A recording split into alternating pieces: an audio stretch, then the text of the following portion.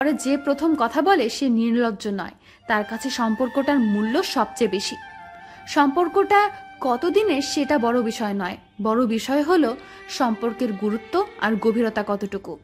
প্রতিটা মানুষ সুন্দর মন নিয়ে এই পৃথিবীতে আসে, কিন্তু পরিবেশ পরিস্থিতি এমন কিছু মানুষ সেই মনগুলোকে নষ্ট করে দেয়।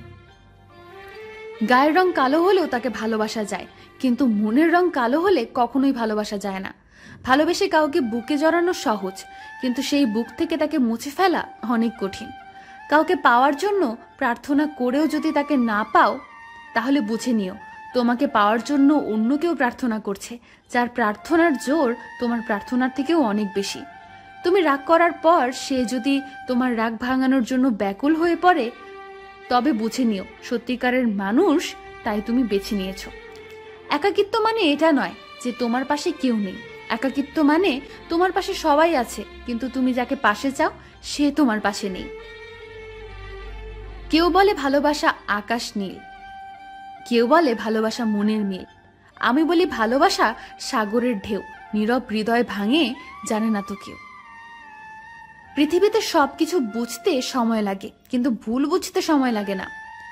বাস্তবতা হলো কিছু কিছু মানুষকে হাজার ভালোবাসা দিলেও কখনো আপন হয় না।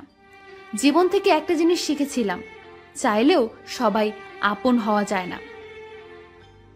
লাইফে হ্যাপি করার জন্য খুব বেশি কিছুর প্রয়োজন হয় না, প্রয়োজন শুধু এমন একজন মানুষের যে যত কষ্টের সময়ই আসুক না কেন হাসি মুখে বলবে চিন্তা করো না, আমি আছি তো।